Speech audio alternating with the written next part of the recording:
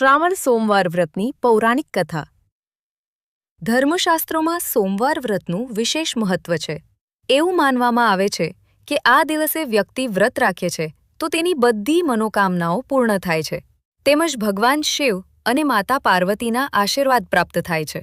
પરંતુ જે વ્યક્તિ આ દિવસે વ્રત રાખે છે તેણે આ કથા સાંભળવી જરૂરી માનવામાં આવે છે. એવું માનવામાં આવે છે કે આ કથા વાંચ્યા વિના વ્રતનું ફળ પ્રાપ્ત થઈ શકતું નથી. તો ચાલો સાંભળીએ પૂરી વ્રતકથા. કોઈ શહેરમાં એક શાહુકાર રહેતો હતો. તેમના ઘરમાં પૈસાની કોઈ કમી ન હતી, પરંતુ તેમને સંતાન ન હતું, જેના કારણે તે ખૂબ જ ચિંતિત હતો. પુત્ર પ્રાપ્તિની ઈચ્છાથી તેઓ દર સોમવારે વ્રત રાખતા અને પૂર્ણ ભક્તિ સાથે શિવ મંદિરમાં જઈને ભગવાન શિવ અને માતા પાર્વતીની પૂજા કરતા.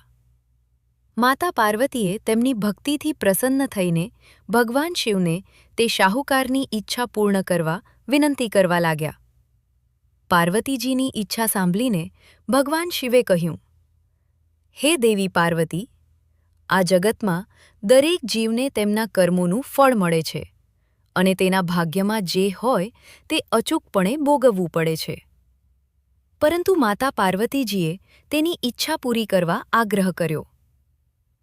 માતા પાર્વતીના અનુરોધ પર ભગવાન શિવજી એ શાહુકારને પુત્ર પ્રાપ્તિનું વરદાન આપ્યું, પણ સાથે કહ્યું કે આ બાળક માત્ર 12 વર્ષ જ જીવશે. શાહુકાર માતા પાર્વતી અને ભગવાન શિવ વચ્ચેની વાતચીત સાંભળી રહ્યો હતો. આ સાંભળીને તે ન તો ખુશ થયો કે ન દુઃખી. તેને પહેલાંની જેમ ભગવાન શિવજીની પૂજા કરવાનું ચાલુ રાખ્યું. થોડા સમય પછી શાહુકારને ત્યાં પુત્રનો જન્મ થયો. જ્યારે બાળક 11 વર્ષનો થયો ત્યારે તેને અભ્યાસ માટે કાશી મોકલવામાં આવ્યો. શાહુકારે પુત્રના મામાને બોલાવ્યા અને તેમને ઘણા પૈસા આપ્યા અને કહ્યું કે તમે આ બાળકને કાશી વિદ્યા પ્રાપ્ત કરવા લઈ જાઓ અને રસ્તામાં યજ્ઞ કરો. તમે જ્યાં પણ યજ્ઞનું આયોજન કરો ત્યાં બ્રાહ્મણોને ભોજન કરાવીને દક્ષિણા આપીને જાઓ. મામા અને ભાણેજ બંને કાશી તરફ આગળ વધ્યા, યજ્ઞ કરી અને બ્રાહ્મણોને દાન આપ્યું. રસ્તામાં એક નગર હતું જ્યાં નગરના રાજાની પુત્રીના લગ્ન હતા, પરંતુ તે જે રાજકુમાર સાથે લગ્ન કરવાની હતી તે એક આંખથી અંધ હતો. યુવતી અને તેના પરિવારના સભ્યોને આ વાતની જાણ નહોતી.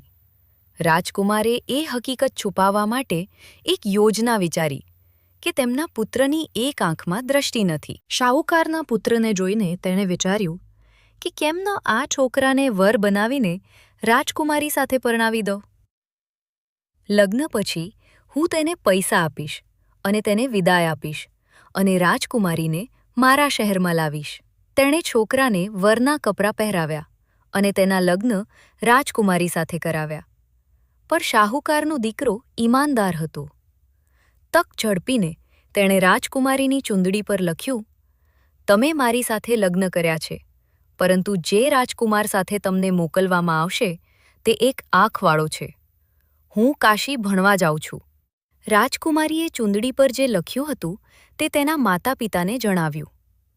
રાજાએ તેની પુત્રીને વિદાય આપી ન હતી. બીજી બાજુ શાહુકારનો પુત્ર અને તેના મામા કાશી પહોંચ્યા અને ત્યાં યજ્ઞ કર્યો. જે દિવસે છોકરો 12 વર્ષનો થયો તે દિવસે યજ્ઞ કરવામાં આવ્યો હતો. છોકરાએ તેના મામાને કહ્યું કે તેની તબિયત સારી નથી. મામાએ કહ્યું, તમે અંદર જઈને સૂઈ જાઓ. ભગવાન શિવના વરદાન મુજબ થોડી જ વારમાં બાળકનું અવસાન થયું. પોતાના મૃત ભાણેજને જોઈને તેના મામા શોક કરવા લાગ્યા. યોગાનુયોગ એ જ સમયે ભગવાન શિવ અને માતા પાર્વતી ત્યાંથી પસાર થઈ રહ્યા હતા. પાર્વતીજીએ ભગવાનને કહ્યું, સ્વામી, તેમના રડવાનો અવાજ હું સહન કરી શકતી નથી. તમારે આ વ્યક્તિની વેદના દૂર કરવી જોઈએ.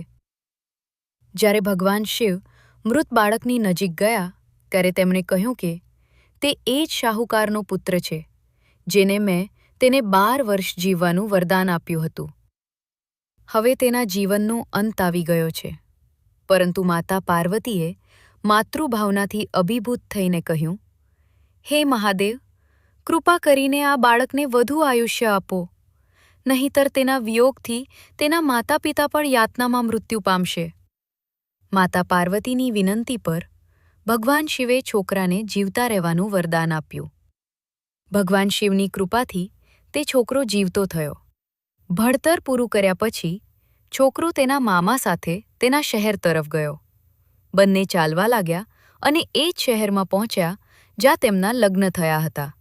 તેણે તે શહેરમાં યજ્ઞનું આયોજન પણ કર્યું હતું. છોકરાના સસરાએ તેને ઓળખ્યો અને તેને મહેલમાં લઈ ગયો. તેનું મનોરંજન કર્યું અને તેની પુત્રીને વિદાય આપી. અહીં શાહુકાર અને તેની પત્ની ભૂખ્યા અને તરસ્યા પોતાના પુત્રના આવવાની રાહ જોઈ રહ્યા હતા. બંનેએ પ્રતિજ્ઞા લીધી હતી કે જો તેમને તેમના પુત્રના મૃત્યુના સમાચાર મળશે તો તેઓ તેમના દેહનો ત્યાગ કરશે. પરંતુ તેમનો પુત્ર જીવિત છે તે સાંભળીને તેઓ ખૂબ જ ખુશ થયા. તે જ રાત્રે ભગવાન શિવ વેપારીના સ્વપ્નમાં દેખાયા અને કહ્યું, હું તમારા સોમવારના વ્રત અને વ્રતની કથા સાંભળીને પ્રસન્ન થયો છું. અને તે જ રીતે જે કોઈ સોમવારનું વ્રત કરી વ્રતકથા વાંચે છે અથવા સાંભળે છે તેને દીર્ઘાયુ પ્રદાન કરું છું. તેના બધા દુઃખ દૂર કરું છું. હર હર મહાદેવ.